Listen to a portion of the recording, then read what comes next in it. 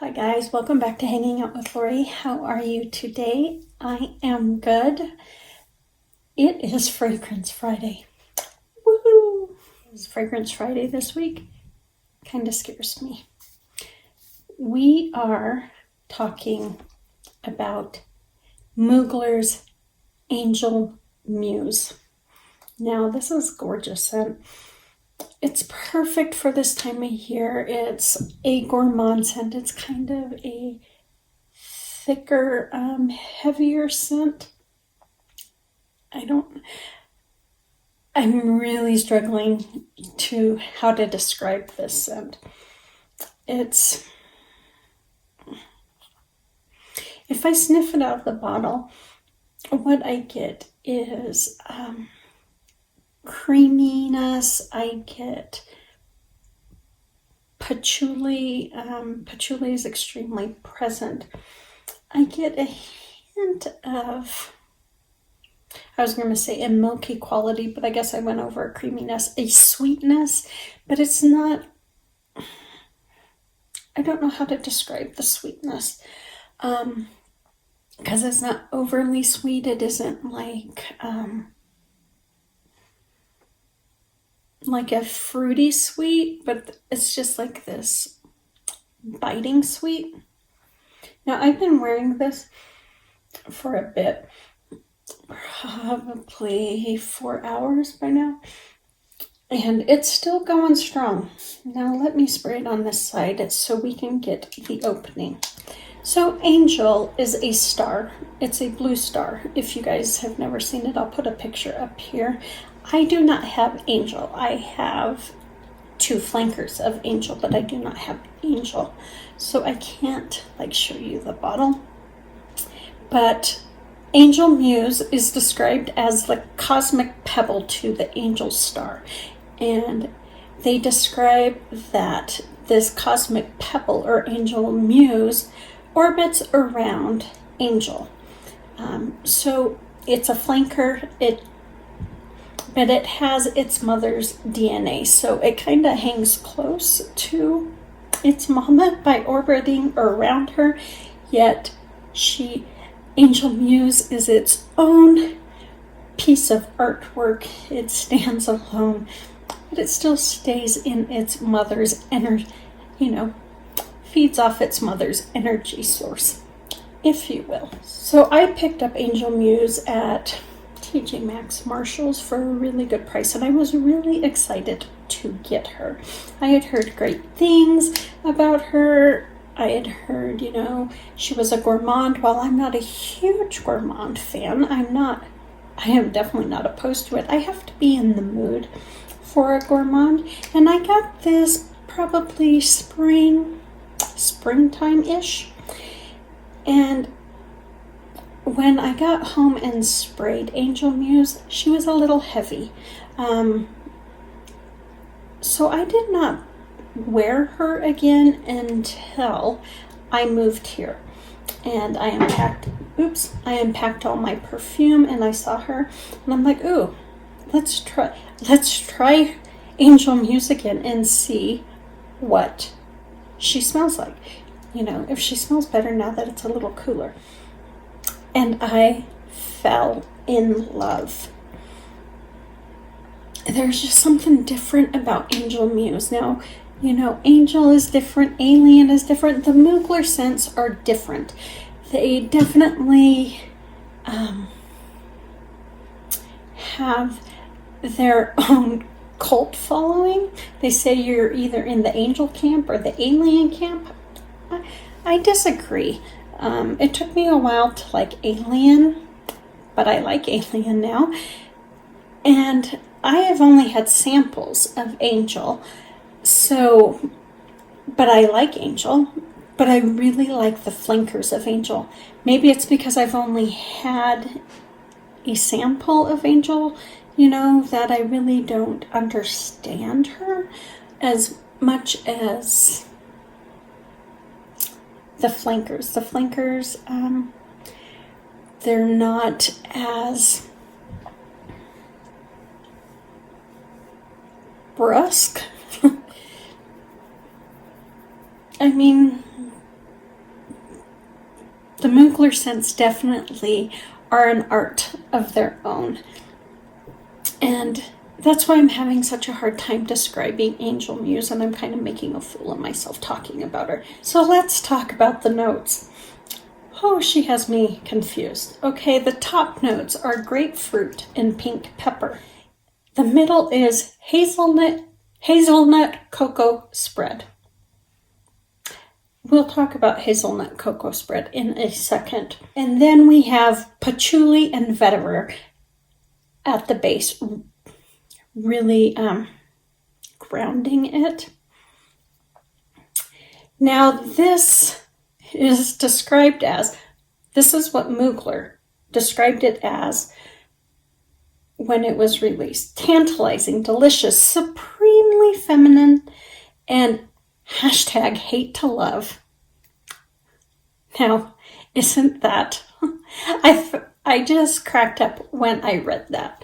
They say it's a fragrance you're going to hate to love, and it kind of fits Angel Muse, because you kind of don't know what to make of her. Now let's talk about vetiver first. Vetiver is a base note. It's a common base note. It's really become more prominent in niche brands. It's also used a lot in masculine scents. But I would not say this is a masculine scent at all. Now I have other fragrances that have vetiver in it, but this is not a masculine scent. I don't know what it would smell like on a man. I have not tried it, but this is definitely not a masculine scent. They say vetiver is the essence of an Eastern Asian weed, and it has my notes got moved. It has a scent profile that's musty, it's dry, and it's woody, but it also has facets of chocolate and smoke to it. Now I can see how it gets a smoky scent to it because it is a dry grass / weed, how it gives off kind of a smoky scent, especially when it's warm, like from the sun. I'm not saying it's being burned, but it kind of gives off a smoky scent when the grass is dry. So I can see where that musty, dry, woody, smoky scent comes in. I find it interesting that they say that it gives off kind of a chocolate, hint of chocolate with it. So I think this is a perfect note to pair with the hazelnut chocolate spread. Now I want to go into that hazelnut chocolate spread just really quick. Hazelnuts, if they are just your normal hazelnut, right off the tree, they give off a mild, sweet, creamy, nutty scent. But once you roast them, they become extremely gourmand. They make you think of really decadent desserts. All of their notes just become more pronounced, more lush, more full-bodied, if you will. So hazelnuts are the base for the hazelnut cocoa spread, and how it came about. It came about in around 1806, and I need to put my glasses on because I want to read this to you because it's actually very interesting. It was originally called, I'm gonna destroy this because it's Italian and I don't speak Italian, pasta gianduja. I don't know how they make their J sounds. It's Gianduja, gianduja. And it was based off of an old Italian recipe, But also, during Napoleon's time, they were, the Mediterranean was under a blockade and could not get chocolate in. And so to make the chocolate stretch, a chocolate master added hazelnuts into the chocolate so it would go further, so they would have more, fake it till you make it kind of thing. So it became very popular, and today it is now known as Nutella. But thanks to this chocolatier, we have this hazelnut cocoa spread. When I first spray it, I get a burst of something sweet. It probably is that grapefruit, but I cannot say it's grapefruit because that is not what pops into my head. I know that's what they say the note is, but that is not what my brain says. It is sweet. It's gone off of here. It's bright, but it's not tart. I do not get a pepperiness at all, but I get a something. I just can't put my thumb on what that note is that comes bursting out at the beginning. It's indescribable. Then as it moves into the middle, that bright, sweet scent, starts to become creamier because it is creamy from the get-go. There's no way to say that it doesn't. It's decadent from the first 2 seconds. There's a decadence to it. But in the middle, like we're in the middle now, it is creamy. There's a hint of smoke in there. There's a hint of, I don't even know. I want to say it's like rum. That's kind of what I'm getting off of it. Because it's not vanilla-y, but it's still sweet and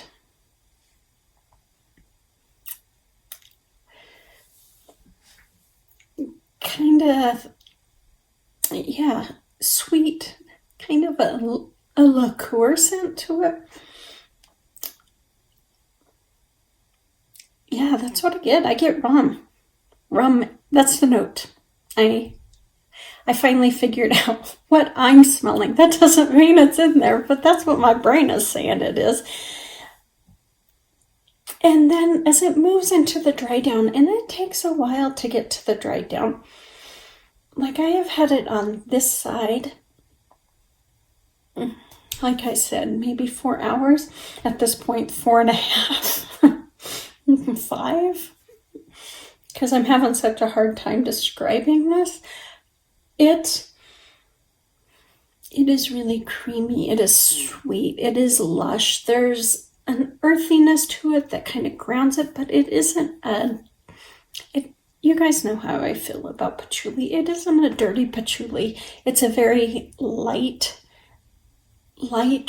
earthy scent that just holds it in. There's woodiness to it. There's smoke.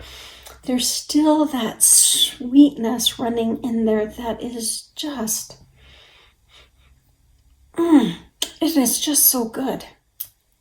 Once it starts to dry down, it becomes closer to your skin. I would say someone who is standing next to you might be able to smell it, like if you're moving around, doing things like that. Even just standing next to you, because it is a bit stronger of a scent. It is definitely not a skin scent. I probably got a good 6 to 7 hours where I could smell it on my skin. I mean, of course, once it gets down to when it starts to wear off, it becomes a skin scent. I mean, I think that's just normal, a given. So its longevity is really there. Its projection is very nice. I mean, it doesn't suck the air out of a room. I've had perfumes like that you're not walking into the room. The perfume is walking into the room and it's just dragging you along. That is not Angel Muse. Angel Muse, you wear Angel Muse. Angel Muse does not wear you. But Angel Muse does project. She lets her presence be known. I can't even say how far out she projects. It depends on how much you spray. Now, if you just spray your wrists, she's not going to be as loud. If you're a heavy sprayer like me, of course she's going to be louder than, a light spray. So it all depends. This one is definitely not one you want to overspray because it can become a little cloying if you wear it heavy. It's definitely one you do not want to overspray. So I would not go in with my typical, 6 to 8 sprays on this. I might do 4, on my wrists and on my neck. So Angel Muse is divine. If you like gourmands, you have not tried Angel Muse, you might want to get a sample of this. This is definitely one I would not suggest as a blind buy. This is a different type of gourmand. There's some type of heaviness to it that just may be a turn off for you. So I would suggest you get a sample of this because she is a sexy beast, but she's definitely not for everyone. Hard to describe. So this Fragrance Friday is just like all over the place. Beautiful scent. I'm glad I took a chance on this because I knew there was the hazelnut cocoa spread in there. I was kind of hesitant because I am not a hazelnut fan. I don't like how they smell. I don't like how they taste. To me, they're really bitter. But in here, I get a hint of the hazelnut. I get a hint of the chocolate. I get more chocolate than I do hazelnut. But I get those underlying notes of the hazelnut. So I think that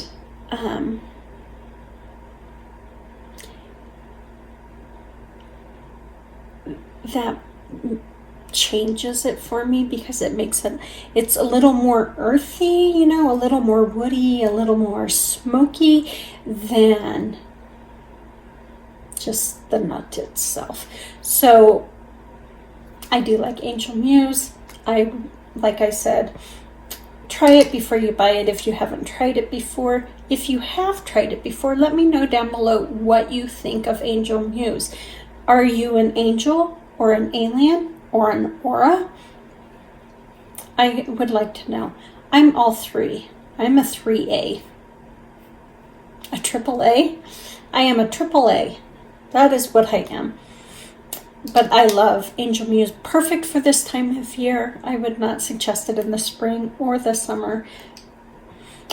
But perfect for fall, winter. Especially around the holidays. Perfect. Okay, Lori's rambled enough. That is all I have for you for Fragrance Friday. I am sorry it is all over the place, but I truly have had a hard time describing this fragrance to you, and so that makes it hard when I have a hard time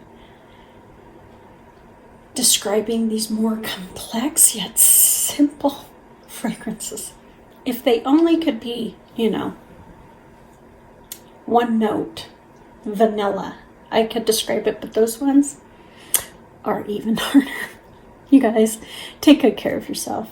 Be safe, and I will see you on the next one. Bye.